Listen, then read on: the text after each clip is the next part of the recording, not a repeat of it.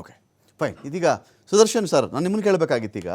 Sir, ಈಗ ವಿಮಾನ ಏನೋ ಟೇಕ್ ಆಫ್ ಆಗಿ ಆಮೇಲೆ ಇನ್ನೇನೇನೋ ಪ್ರಾಬ್ಲಮ್ ಆಗಿ ಯಾವುದೋ ಒಂದು ಸಿಡಿಲು ಬಡಿದ್ಬಿಟ್ಟು ಯಾವುದೋ ಹಕ್ಕಿಗಳದ್ದು ಏನೋ ತೊಂದರೆ ಆಗಿ ಅಥವಾ ಒಂದು ಟರ್ಬುಲೆನ್ಸ್ ಕ್ರಿಯೇಟ್ ಆಗಿಬಿಟ್ಟು ವಿಮಾನ ಬಿದ್ದು ಹೋಗೋದು ಬೇರೆ. ನನಗೆ ತುಂಬ ಬೇಜಾರಾಗಿದ್ದೇನು ಅಂದರೆ ಆ ಪೈಲಟ್ ಅನ್ನೋ ಒಂದು ಜೀವಿಗೆ ಕನಿಷ್ಠ ಪಕ್ಷ ಒಂದು 15 ನಿಮಿಷ 20 ನಿಮಿಷ ಆದರೂ ಟೈಮ್ ಸಿಗಬೇಕಾಗಿತ್ತೇನೋ, ಒಂದು ಭಗವಂತ ಅದೊಂದು ಚಾನ್ಸ್ ಕೊಡಬೇಕಾಗಿತ್ತೇನೋ ಆ ಫ್ಲೈಟ್ಗೆ ಅಂತ ಅಷ್ಟೇ ಸರ್. ಒಂದು ಕನ್ಸರ್ನ್ ಅದು ಸೆಕೆಂಡ್ಗಳಲ್ಲಿ ಆಗಿ ಹೋಗ್ಬಿಡುತ್ತೆ ಸರ್, ಸೆಕೆಂಡ್ಗಳಲ್ಲಿ ಆಗಿ ಹೋಗ್ಬಿಡುತ್ತೆ. ಅಹಮದಾಬಾದ್ಗೆ ದೆಹಲಿಯಿಂದ ಬಂದಿದ್ದಂಥ ವಿಮಾನ, ಅಫ್ಕೋರ್ಸ್ ದೆಹಲಿಯೆಲ್ಲ ಚೆಕಪ್ ನಡೆದಿತ್ತು, ಎಲ್ಲ ಪರಿಶೀಲನೆಗೊಳಪಟ್ಟಿರುತ್ತೆ.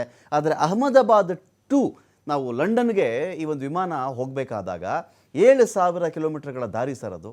7,000 ಕಿಲೋಮೀಟರ್ಗಳ ವಾಯುದಾರಿ ಅದು. ಈ ಒಂದು 7,000 ಕಿಲೋಮೀಟರ್ ವಾಯುದಾರಿಗೆ 40,000 ಲೀಟರ್ ಫ್ಯೂಯಲ್ ಸಾಕಾಗುತ್ತೆ ಅಂತ ನಾನು ಕೇಳ್ಪಟ್ಟಿದ್ದೀನಿ. ಆದರೆ ಇದರಲ್ಲಿ ಹೆಚ್ಚು ಕಡಿಮೆ 1.25 ಲಕ್ಷ ಲೀಟರ್ವರೆಗೂ ಕೂಡ ಒಂದಷ್ಟು ಫ್ಯೂಯಲ್ ಇತ್ತು ಅಂಥೇಳಿ ಕೆಲವರು ಅನುಮಾನ ಪಡ್ತಿರೋದು ಕೇಳ್ತಾ ಇದ್ದೀನಿ ಸರ್.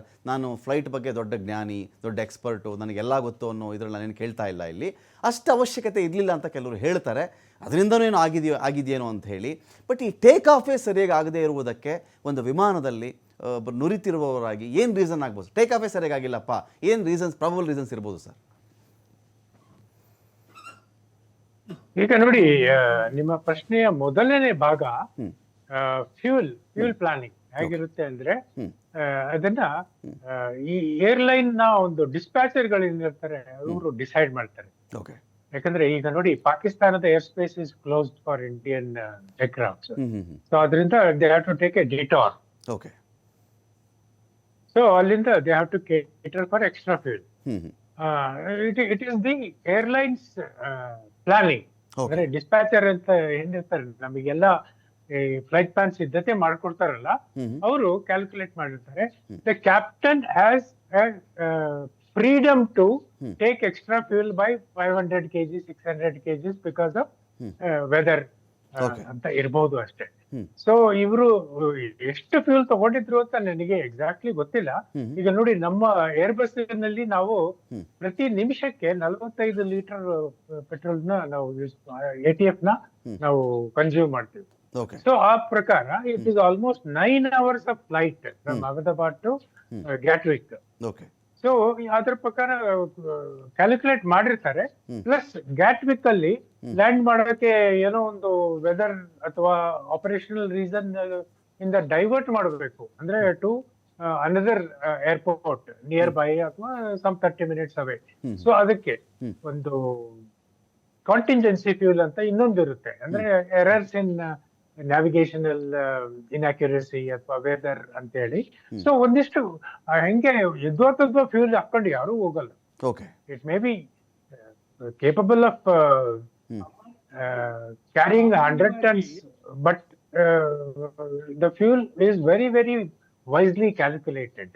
ಆಮೇಲೆ ಒಂದು ಮ್ಯಾಕ್ಸಿಮಮ್ ಟೇಕ್ ಆಫ್ ವೇಟ್ ಅಂತ ಇರುತ್ತೆ, ಮ್ಯಾಕ್ಸಿಮಮ್ ಝೀರೋ ಫ್ಯೂಲ್ ವೇಟ್ ಅಂತ ಇರುತ್ತೆ. ಅಂದ್ರೆ without any fuel what is the weight with passengers and cargo.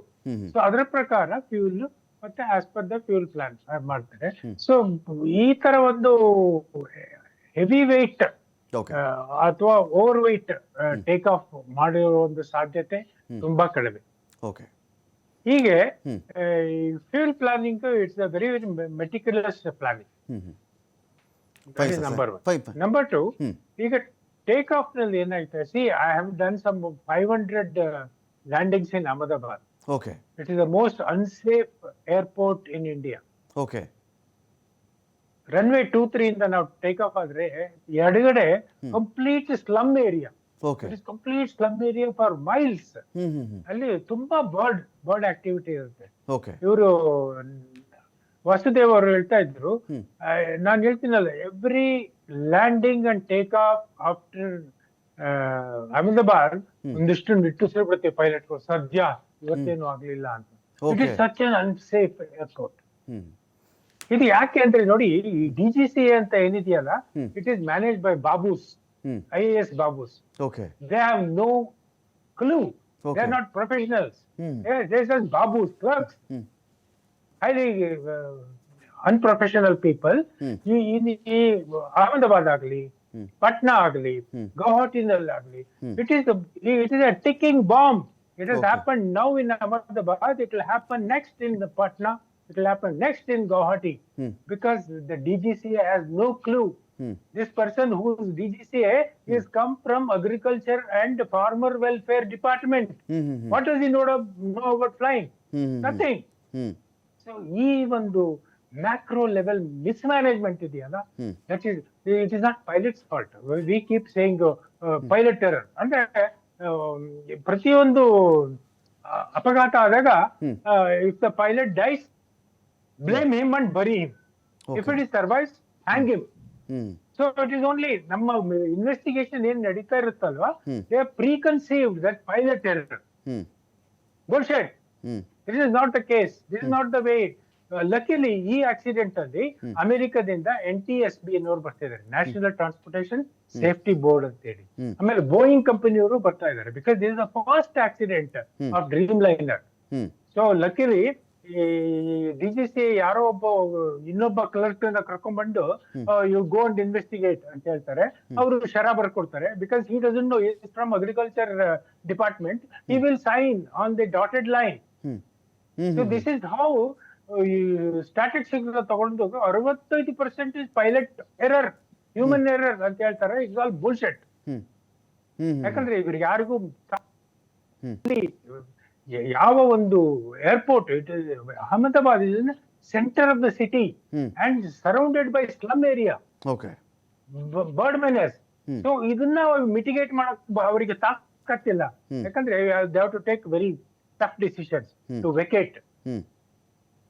So ಈ ತರ ಒಂದು ಮ್ಯಾಕ್ರೋ ಲೆವೆಲ್ ನಲ್ಲಿ ಮಿಸ್ಮ್ಯಾನೇಜ್ಮೆಂಟ್ ನಡೀತಾ ಇರುವಾಗ the accidents, even whatever the pilot skill or whatever the automated technological improvement in the aircraft will not stand this kind of mismanagement.